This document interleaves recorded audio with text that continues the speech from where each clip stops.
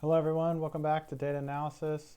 So we're going to pick up from where we left off, which was talking about hypothesis tests. And basically we, in the last lecture when we were talking about hypothesis tests, derived some useful properties about the distributions of various estimates. So we were looking at, for example, beta had a certain normal distribution when we estimated our standard deviation, or when we estimated that sigma parameter.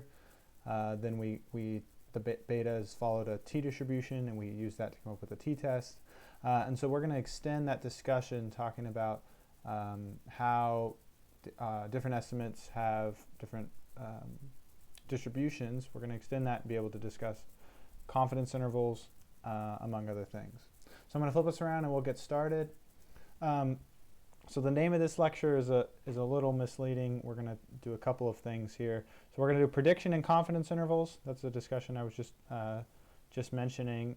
And then we're also going to discuss, sort of as a little aside, something that is important to talk about, but it doesn't fit very naturally into other lectures. We're going to discuss alternative measures of model fit. So this is besides root mean squared error or mean squared error, how can we assess how good a model is? So references in the course text as you need them. All right, so this was the discussion that I was picking up on before we jumped into the slides, which is that, so this is basically a tongue-in-cheek summary, but if we have the third assumption that epsilon is Gaussian, right, and again I'm using I'm just sort of abbreviating this. This is Gaussian, mean zero, constant variance, and independent across observations, right? The formal third assumption. But so if the third assumption holds, then everything's Gaussian. So we saw this one in the last lecture, right? This one, we've seen bits and pieces of it. It's easy to show if you just write it out and you talk about what happens to the epsilon here, specifically because y hat is equal to hy. That's where this h comes in, where h is the hat matrix. But both of these things are true. And then we saw this in the previous lecture, that if we substitute our estimate of the standard deviation, here I'm using S because this is the unbiased estimate, right? We discussed that the biased estimate is sigma hat. The unbiased version, where we account for the number of parameters we're estimating, is S. Then we get a t-distribution, and that's how we derived the t-test in the last lecture, is that this beta I term became t-distribution, where we plugged in an S for sigma squared, or an S for sigma. And so similarly, it holds that the distribution of y hat, if you plug in an estimate of S derived as the unbiased estimate of sigma squared, you also get a t-distribution where you would get a normal distribution. Just the idea is that normal distribution becomes a t-distribution when you estimate the standard deviation. Okay. So I just want to take a moment just to parse what this is saying, right? So what this is saying is that the estimates, y hat, right, follow a normal distribution where their mean is the true mean, right? So the true mean of y hat is x beta, right? Remember, so y equals x beta plus epsilon, right? That's our model, or that's what we posit is going on behind the scenes, right? And so what this is saying is that, y hat, its mean is sort of the true mean of y, right? Which is nice. And then its variance, the covariance matrix associated with y, is given by sigma squared times the hat matrix. Okay. And again, this requires that third assumption to hold, but so that's what this is saying. Okay. So we're going to use these properties of beta hat and y hat to form confidence intervals for these values. Okay. So here's the statement. This is a big chunk of text, but let me parse it a little bit, okay? Actually, let me jump back first. So the fact that this beta hat, right, this estimate, this least squares estimator, is normal with mean beta I variance given by some value here, right? What this is saying is that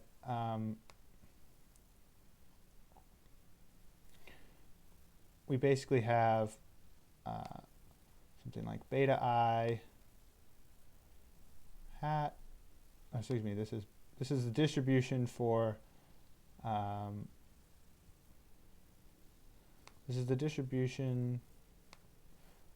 Let me get rid of this here. This is just a beta, but this is the distribution for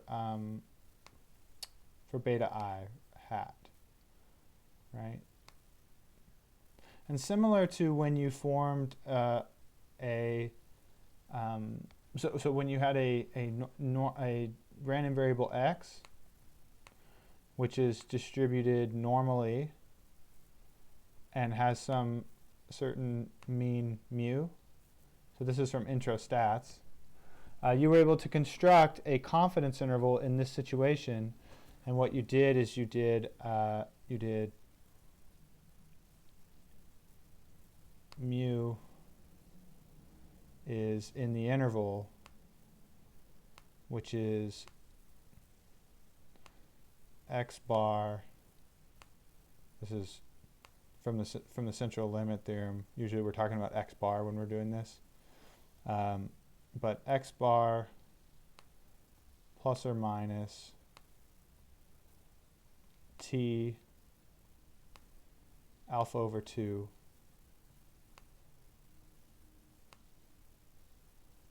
and then this is sigma over square root of n, right? So this is the, let's clean this up just a bit, but this is the form of a confidence interval from your intro stats class. You do, the true mean is in the sample mean, plus or minus is t, alpha over 2, sigma over square root of n, and it's an important point here that sigma was the standard deviation of x. Okay, sigma over root n, if you followed it along with the central limit theorem while you were doing it, is the standard deviation of the sample mean. Okay, so why am I talking about all this?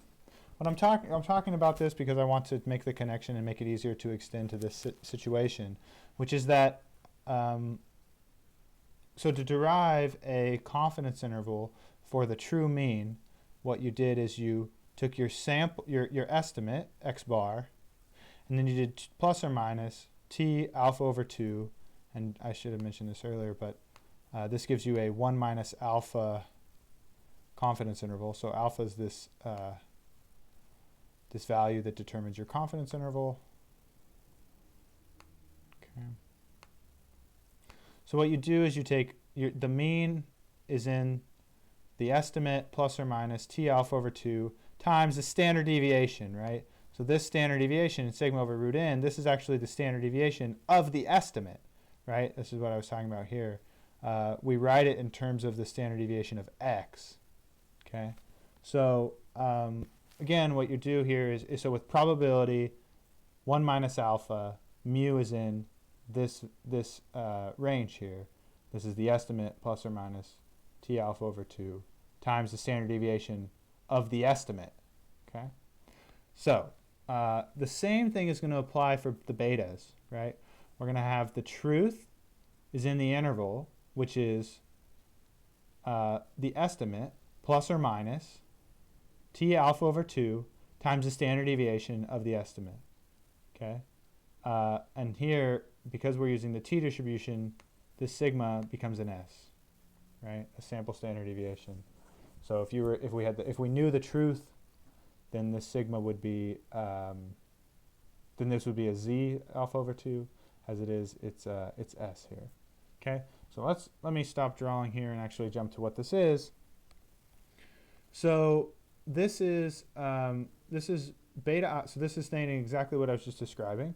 So this is the truth belongs to this interval, which is the estimate minus t alpha over 2, okay?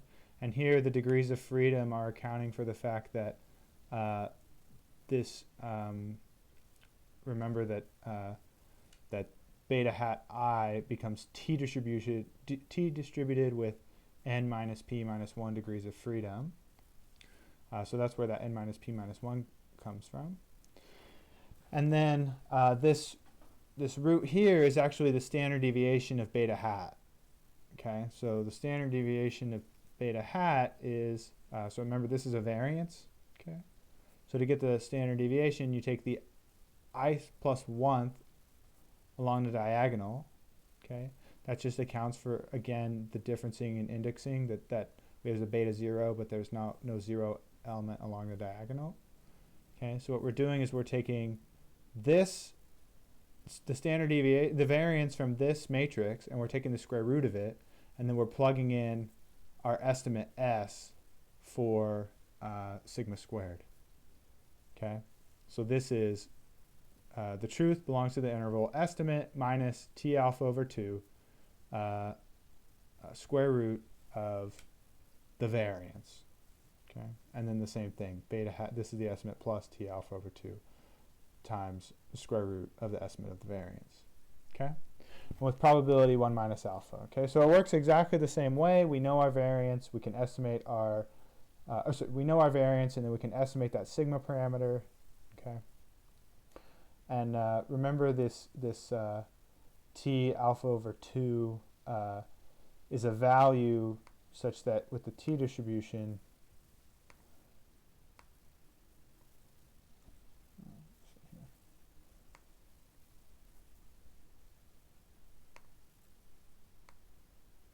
so this t alpha over 2 is referring to this this location here in the t. So this is a t distribution where we have alpha in this right tail. So this is alpha probability, or alpha over 2 probability in the right tail.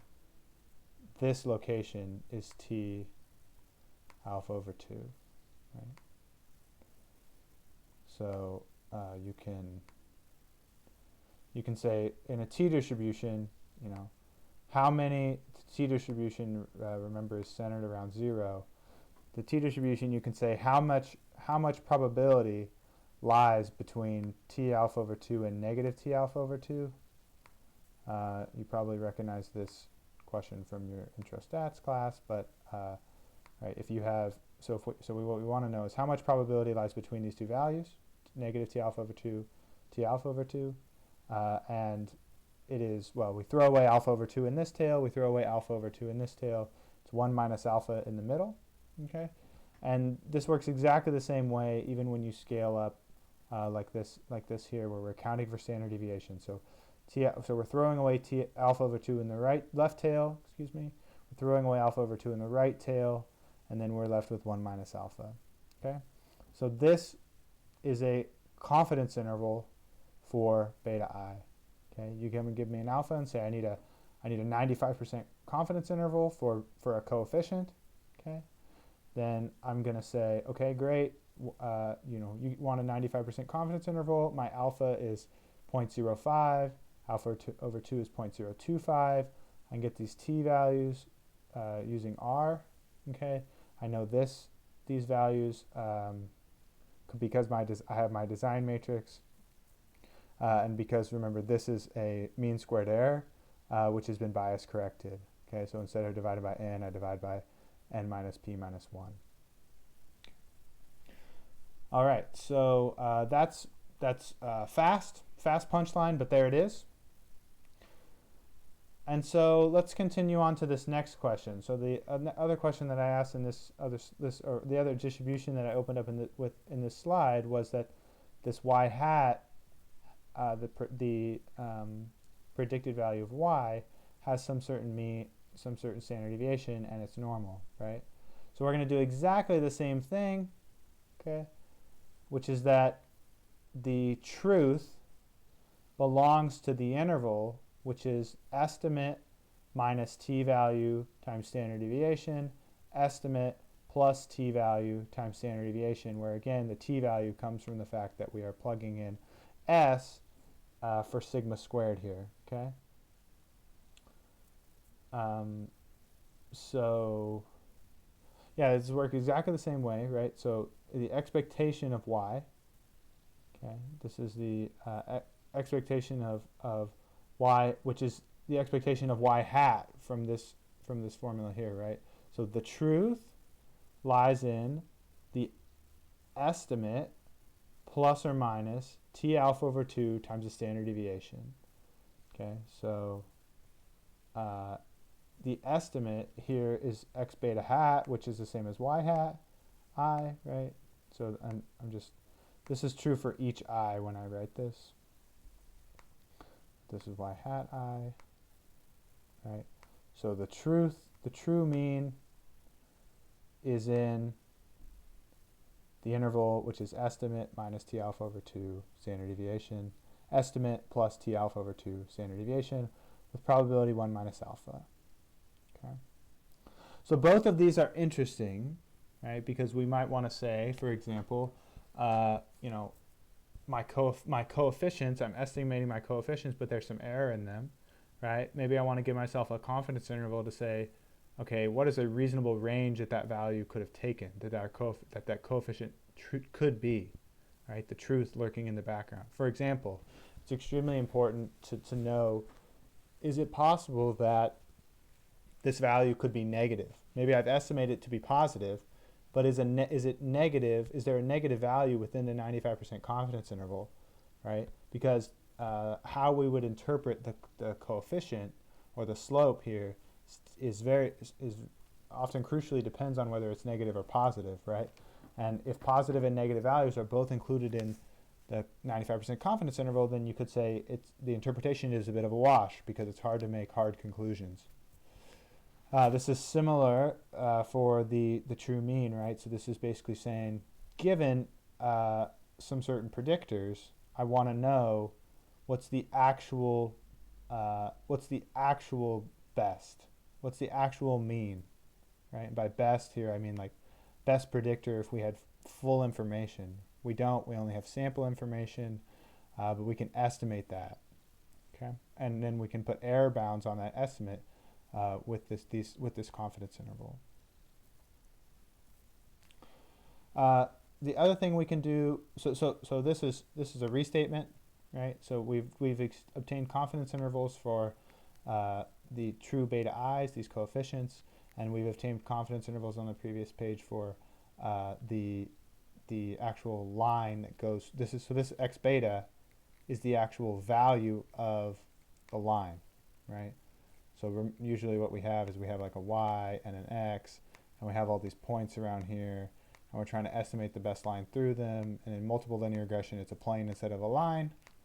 But the idea is that, you know, if you stripped away this line and you just had the points like we do in real life, we want to know for a given x, where is this line actually go through, right? So you would tell me a window and say, all right, I'm 95% confident that the true line goes through there, right? If you just had data. So we can obtain confidence intervals for both of these. That's what we had on the previous slide. We're also going to find what's called prediction intervals. Okay, so in addition to finding this x beta I, which is the mean of y, right? It's also interesting to be able to find an interval which contains y itself. Okay, contains the mean of y. What about just I want an interval which contains y with a certain probability, right? So this is interesting and different from finding a confidence interval because these are constants, right? For fixed x, for given x, this is a constant. Beta is just some true thing, which we don't know, but it's fixed. And beta is, I just mentioned, it's fixed. So the difference between a confidence interval is we're not estimating a fixed constant quantity. We're estimating a random quantity, right? We want to find an interval which contains a random variable y with a certain probability. And so it's not a confidence interval because this yi is random. It's called a prediction interval. Okay. And so we're going to be able to find a prediction interval by showing the following. So I'm just going to assume it for a moment, and we'll talk about what it gives us, and then we'll go back and show it in a moment. But we can if we can show that y minus x beta hat is normally distributed with mean 0, variance, sigma squared, identity plus the hat matrix. Okay, so what this is saying is so I have y centered around some quantity. This quantity is actually random. Okay, so notice I didn't put that in the mean over here because this is not constant. Okay, but the difference in these two quantities is normally distributed, mean 0, certain variance, right? So I can use this again by plugging in my estimate of sigma squared, that unbiased version of the mean squared error. I can get a prediction interval. Okay, so what I want to do, again, I want to find an interval for this, right? Similar to the confidence interval case where this x beta term was basically playing the role of a constant mean. If I want to estimate this y, or if I want to find an interval for y, I take my x beta hat and I do plus or minus t alpha over 2 times the standard deviation of y, okay, which I get here. Okay. And so yeah, it works exactly the same. You can sort of draw your picture and convince yourself that, you know, if this is the distribution of y minus x beta hat,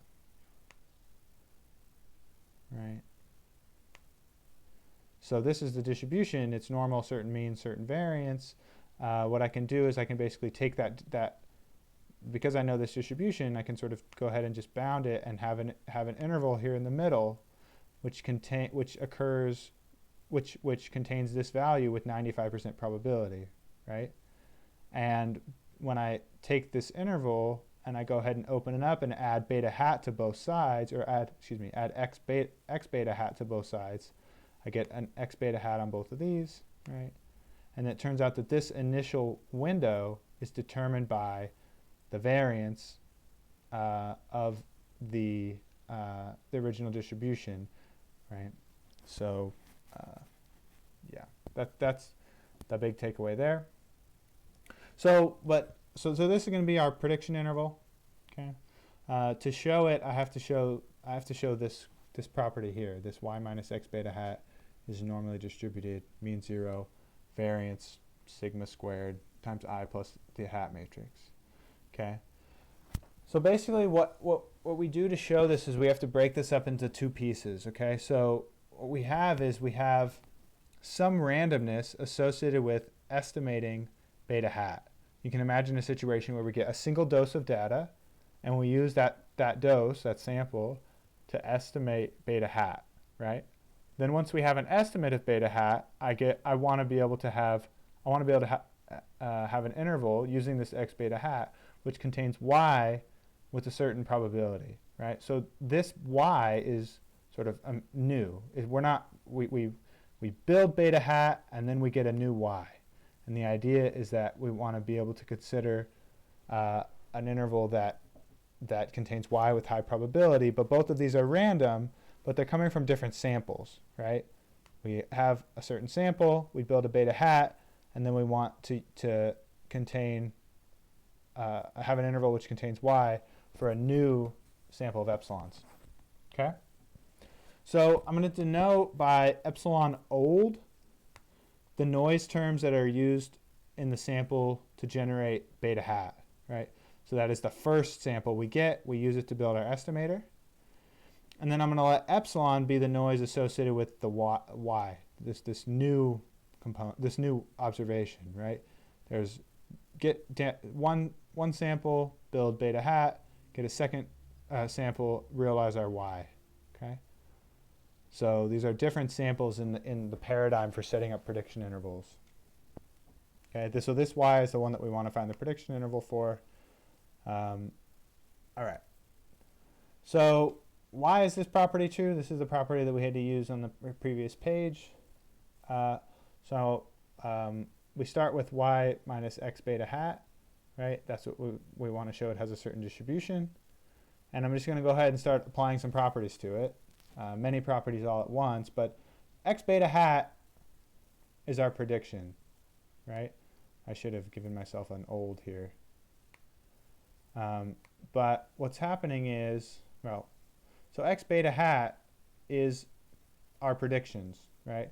We have our x, and we're plugging in our estimate, okay? So this is y minus y hat, okay?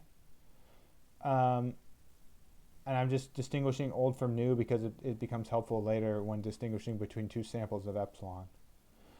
And so oh, here, I guess I just have a typo here. So yeah, so this is my typo. This line doesn't belong. So I'll correct that when I post the slides. But okay, so we have y minus, this is y hat, okay? And remember y hat is hy. H puts the hat on y, right? So this y becomes hy, and again, I'm going to give myself an old just to be extra clear about where things are coming from. But this was my original sample of y, and then this y, the new y, just becomes x beta plus epsilon, right? So I'm just opening things up here, okay? Now this old y, I'm going to expand it as x beta plus epsilon the same way that I expanded the new y, right? This is basically just, it's the same idea, it's just old sample, new sample, we get a different realization of epsilon, right? And the hat matrix is tagging along here, okay? So now I'm going to apply this h to both of these terms, right? So if I apply h to x beta, what happens is I'm just going to open up the definition of the hat matrix, which is x transpose x inverse x transpose. And I get x transpose x inverse x transpose x. So I end up just getting, if I apply h to x beta, I just get x beta, okay? So if I distribute this h across, I just get this h applied to x beta, it just stays x beta. This h applies to epsilon old, becomes h epsilon old, okay? And I'm going to distribute the -2. So everything just tags along there, okay? But now, in this equation, the x betas cancel. So now what I have is y minus x beta hat. I've reduced it to epsilon, that's the new epsilon, minus the hat matrix times the old epsilon, okay? So that's the noise from the first sample, and then the noise from the sample generating y, okay? So now I have shown this, right?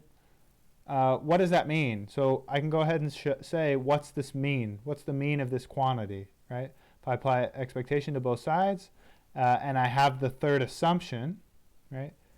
If I apply expectation to this, right, get expectation of epsilon, which is 0, minus expectation of epsilon old, because I can pull out the h.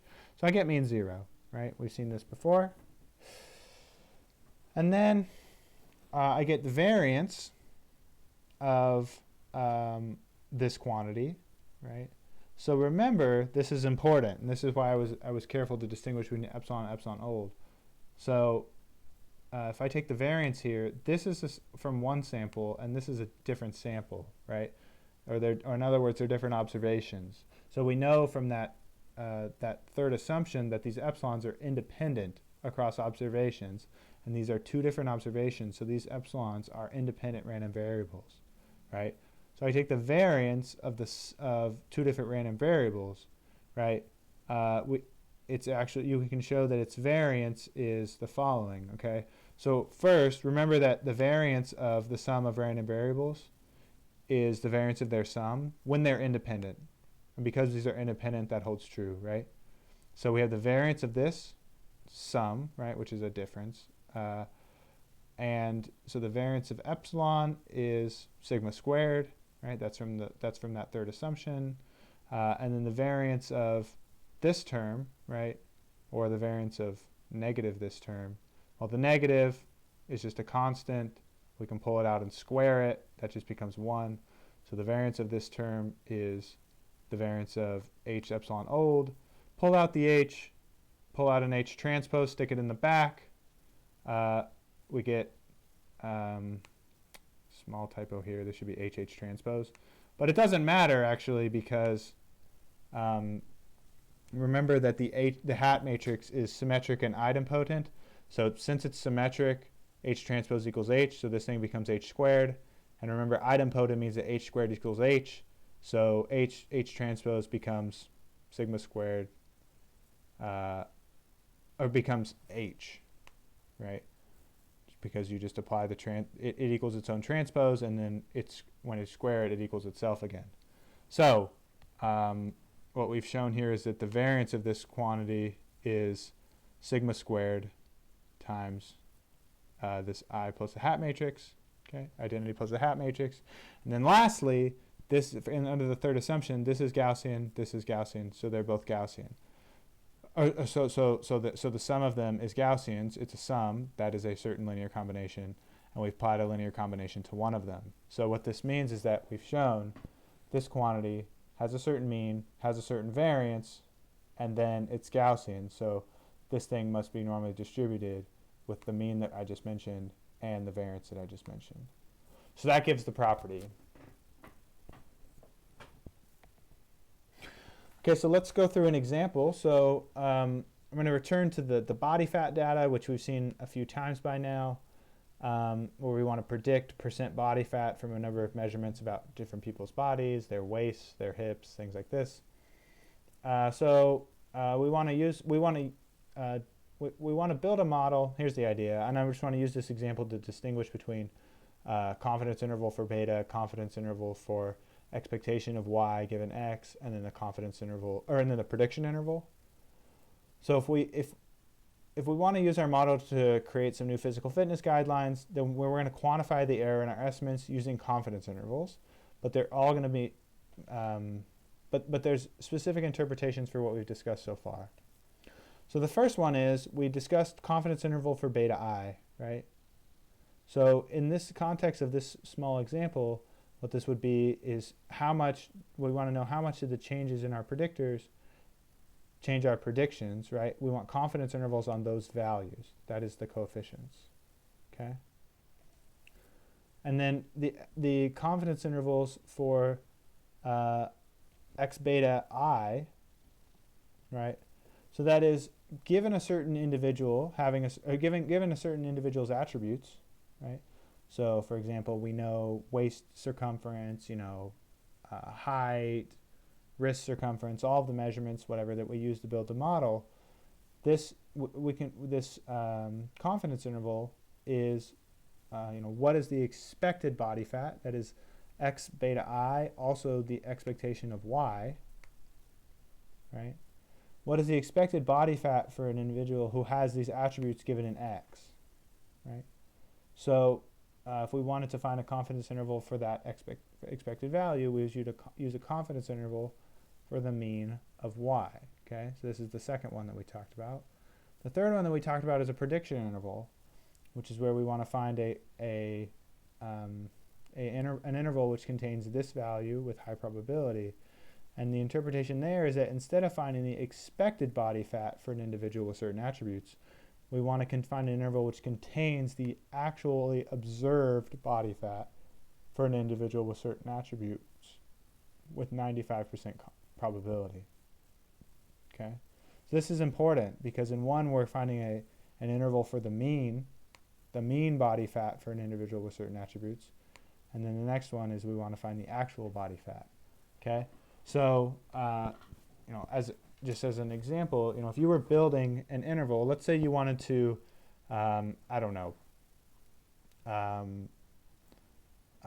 identify you wanted to construct a range of sort of normal people on this fitness test, right?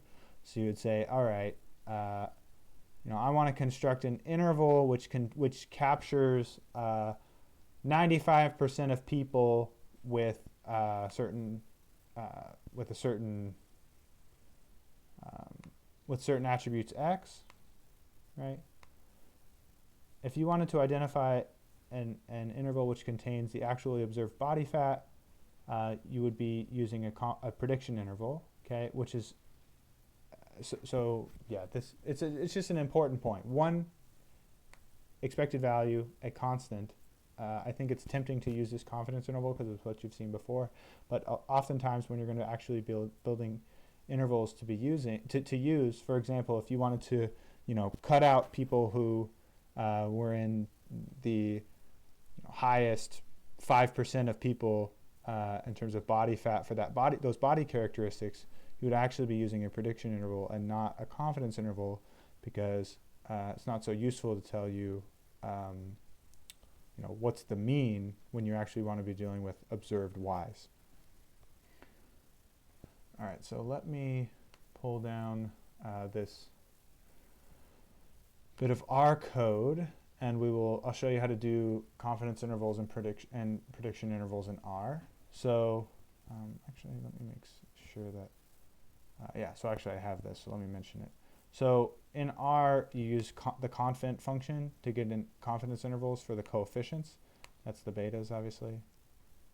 And then you use the predict function, which despite being a bit finicky, it actually does a lot for us. So you can use the predict function to get both confidence intervals for the expected value of y given x, and prediction intervals for the actual values of y given x. Okay. Again, I always say this when I jump into my R code, but keep track of your assumptions when you're working on real data. These results depend on the Gaussian error assumptions, so don't forget about those diagnostic plots. All right, so I'm going to load up the body fat data. So just remember, here's the column names. We had density, which was this expensive way to measure body fat, the actual percent body fat, somebody's age, there's the measurements of weight, height, neck circumference, different things. So I'm going to build a linear model predicting percent body fat from from the hip circumference. Okay. And then, so I have this linear model. You can just query it up. I have some coefficients here. Coefficient for hip and intercept. So this is just a simple linear regression model. And what I'm going to do next is build a confidence interval for these coefficients using the confident function. If I specify a level here, that gives me 1 minus alpha. Okay, so this is 1 minus alpha. So 95% confidence interval for the coefficients. Okay, and so I have a confidence interval. I have a lower bound for the intercept and an upper bound for the intercept. Then I have a lower bound for the slope of hip and upper bound for the slope of hip. So the slope of hip is 0.08144. For my confidence interval, I go a little bit up and I go a little bit down. Okay. All right. I can also use predict to get my prediction intervals and my confidence intervals. So if I use a predict and I say interval equals confidence, it's going to give me, big surprise, it's going to give me confidence intervals. That is intervals for expectation of y given x. Right. And then the prediction intervals are going to be intervals for y given x. Okay. So I basically give it the predict function and I say interval equals confidence. And what I get here, so this is all my observations, this is a big output, but if I scroll up, I'll show you what it's giving me. It's giving me the fitted values, okay? It's giving me the lower interval, the lower bound on the interval, and it's giving me the upper bound on the interval, okay? And again, I've omitted here, I mentioned this, but because I've omitted level here, it's giving me a 95% confidence interval by default. If I wanted to specify level equals something, then I would get a certain I can adjust my confidence that way. For prediction interval, very similar, except for instead of confidence, you say prediction.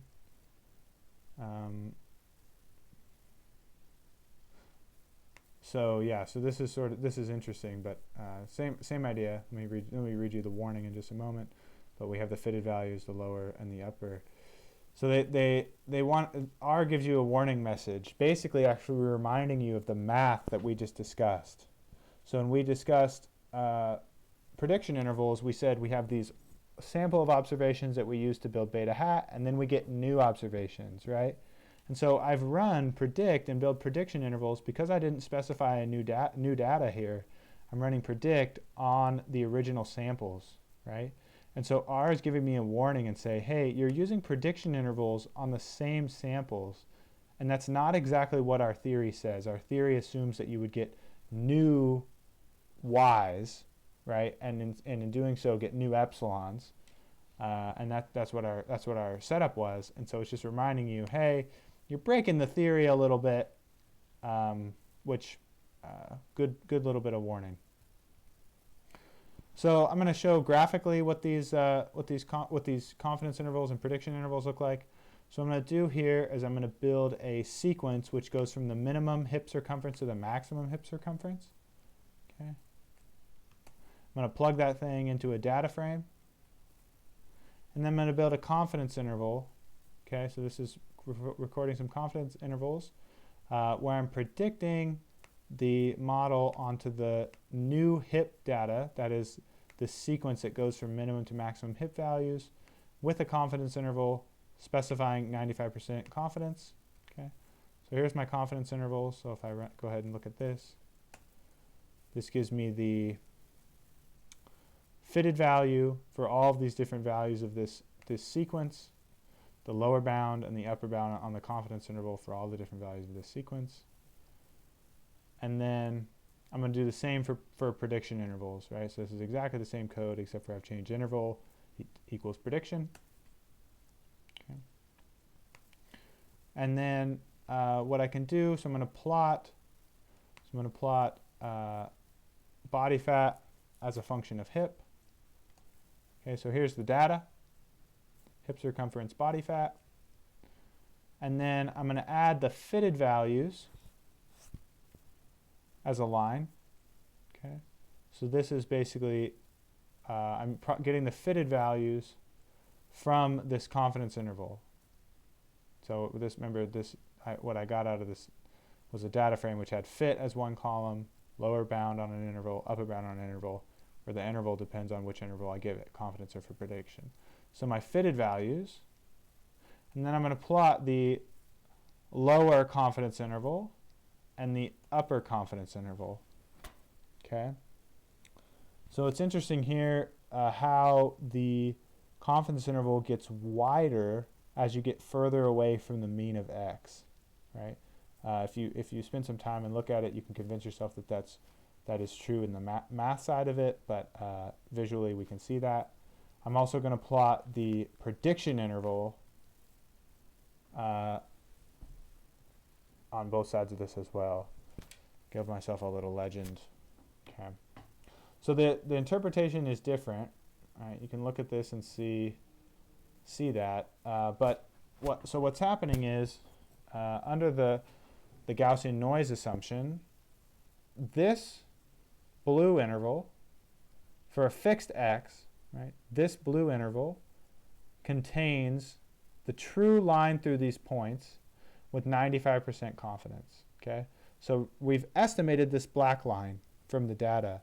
There's a true line that goes through there, right? Maybe we missed it, okay? But based on the theory, the true line goes through this blue interval for a fixed x with 95% confidence, okay?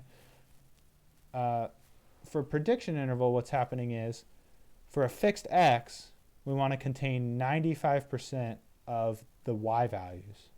Okay, so instead of containing the mean, this line that goes through the points with 95% confidence, we're containing the y's with 95% probability. Okay, so that's an important distinction in the confidence interval and the prediction interval. Makes sense why the prediction interval is so much wider than the confidence interval, because you just want the confidence interval wants to predict a constant, and the prediction interval has to contain some random variable. So as your sample size gets better and better, the confidence interval is going to shrink because you're going to have more and more information. And as your sample size gets bigger, your prediction interval doesn't shrink, because at some point there's just the best you can do. You have to have this wide tube to contain the fact that these epsilons are random, generating random y's, and yeah, so that's the idea there. If you are feeling in the mood for self-punishment, you can construct these confidence intervals actually using just R's basic tools. Okay, so remember we talked about constructing the confidence intervals. So this is confidence intervals for the coefficients, for the betas. So alpha is 0.05, right? And remember this. So I'm going to just reconstruct this using the formula here, right? So I'm going to get these T alpha over 2 values. I can get these values here from the standard error in my summary output from R. So remember, if I run summary LM1, I can get standard errors of my estimates. All right, so I can use those. Here I'm using the hat matrix directly. So instead I'm just using the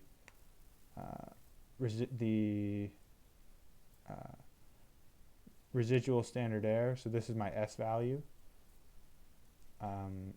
So I'm going to extract that S value from the summary object as follows. Okay.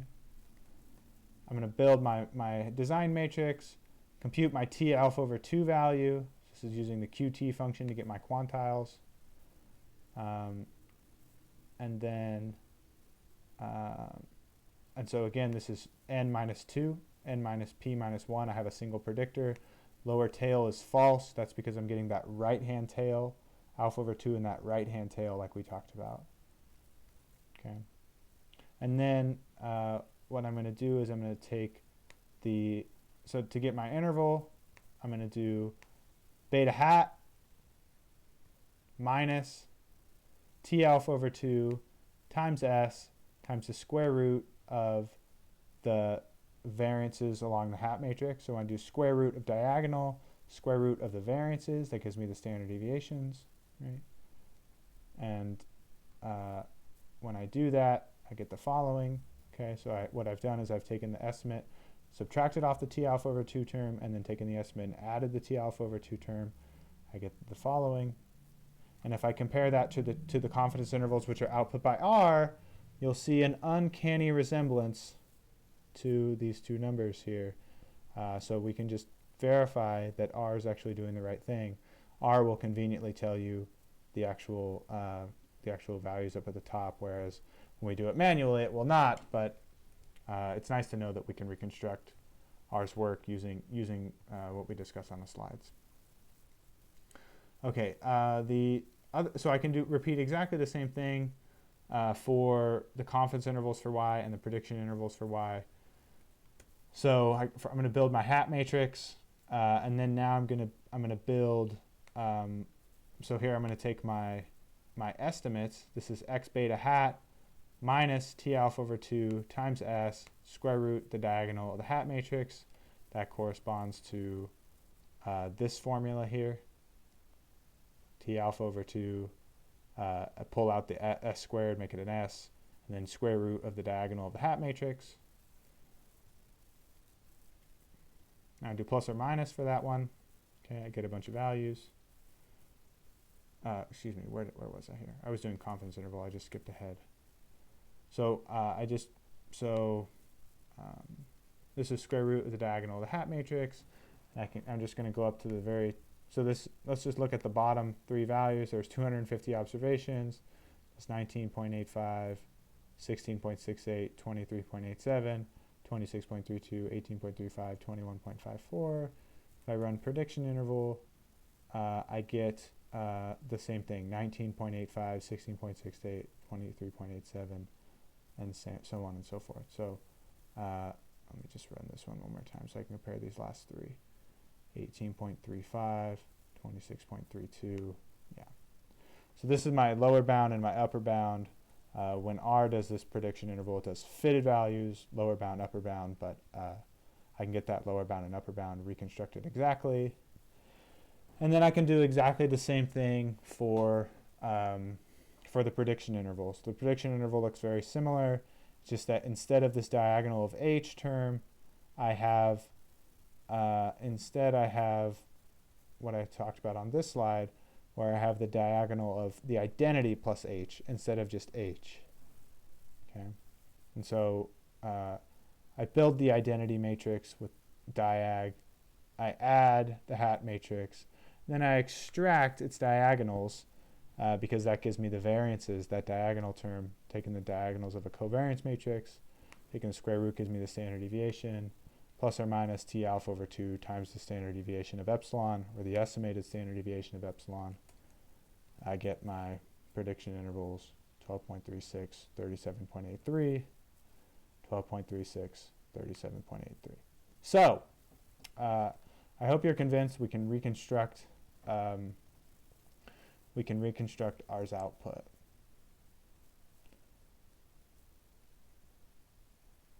All right, so this is a neat application. I love this application, but maybe it's just because I'm a dinosaur guy. But so the question is the following, and the dinosaur folks have apparently been in a fierce debate about this question. But the question is, were dinosaurs warm-blooded or cold-blooded? Okay, so warm-blooded, the biologists call endothermic. Cold-blooded, the biologists call ectothermic.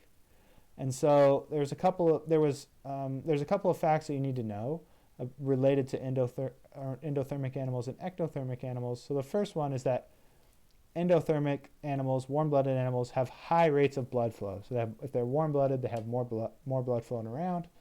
And then endothermic bones, because of this high rate of blood flow, they're more vascular. So they have more holes in them. They have more to permit the blood to flow around. Larger animals also have more vascular bones.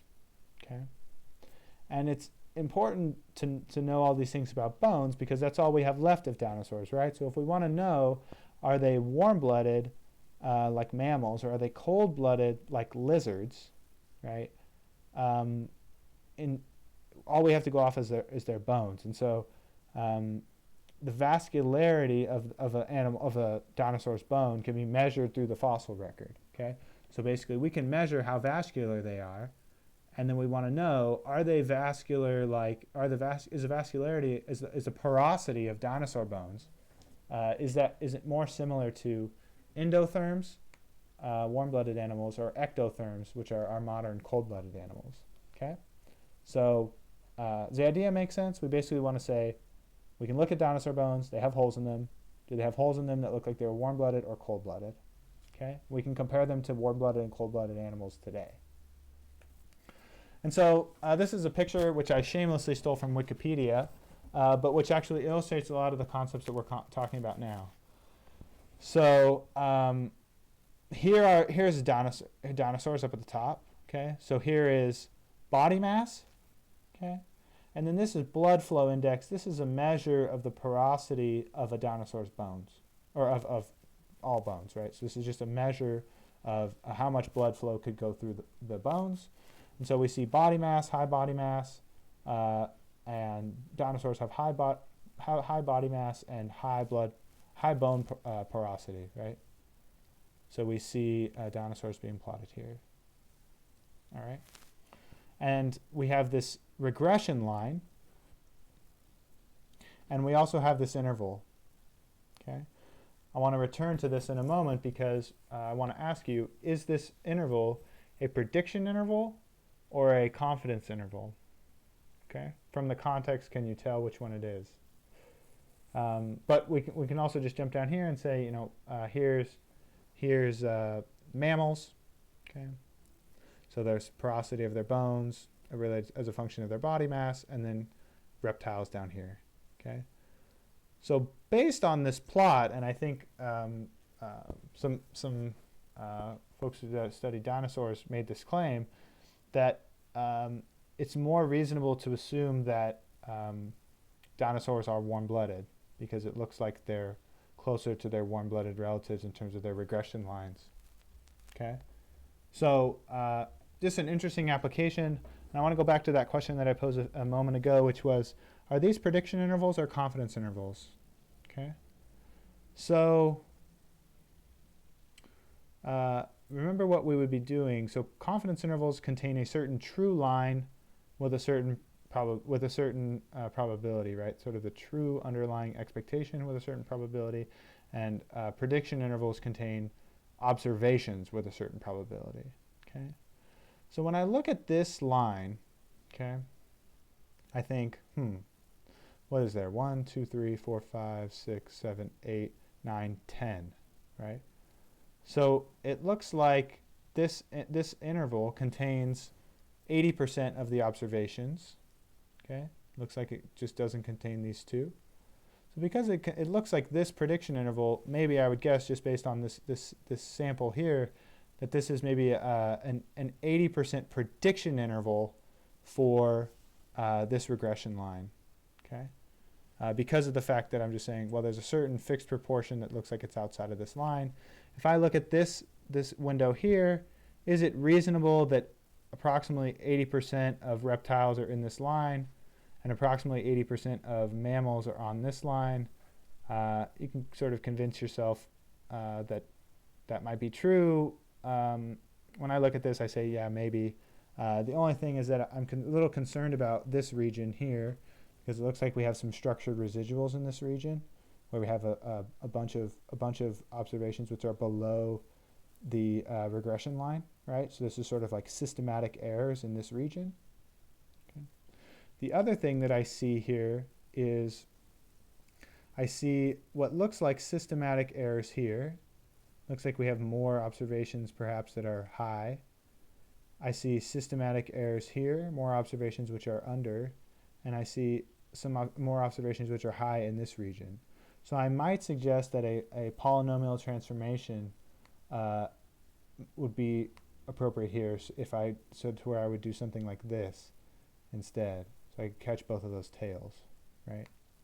Does that make sense? So it's a nice image, but the problem with the residual structure that I was pointing out is that if we have the structure where our residuals are not mean zero, then we definitely can't have that third assumption, which is that Gaussian assumption, which permits us to actually construct confidence intervals and prediction intervals in the first place.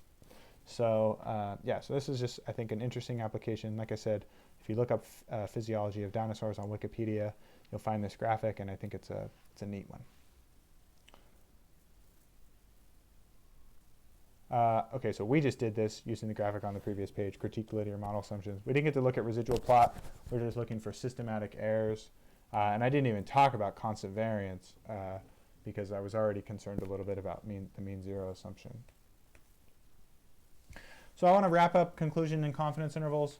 So because of these properties that we have that beta hat is normally distributed, and we have that y is normally distributed.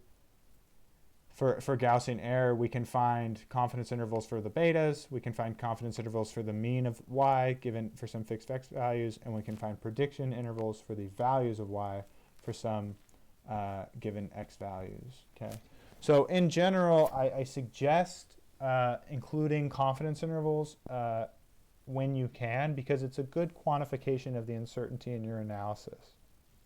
Right? Instead of saying, I estimate, that as body mass increases, or this is a log scale, as the log of the body mass increases by 1, then blood flow increases by some certain coefficient here. Instead of just giving that estimate, you can also say, I can quantify the error with 95% confidence the slope is in this interval, and it conveys A, your estimate, but B, your certainty about that estimate simultaneously when you in that confidence interval. So, and that's good. We talked about in the previous homework assignment. We talked about interpreting your results with humility, or I guess with this Adam philosophy was modesty was the word in the homework on p-values. So, right, including notions of your uncertainty is one way of being modest and not over-asserting what you've done in your analysis, right? So you I encourage you to use confidence intervals and prediction intervals to convey, the uncertainty in your estimates. So I'm going to take a break, and we're going to come back for a second part here. We're going to talk about where we talk about the second part of this lecture, which is alternative measures of model fit. And so, yeah, until then.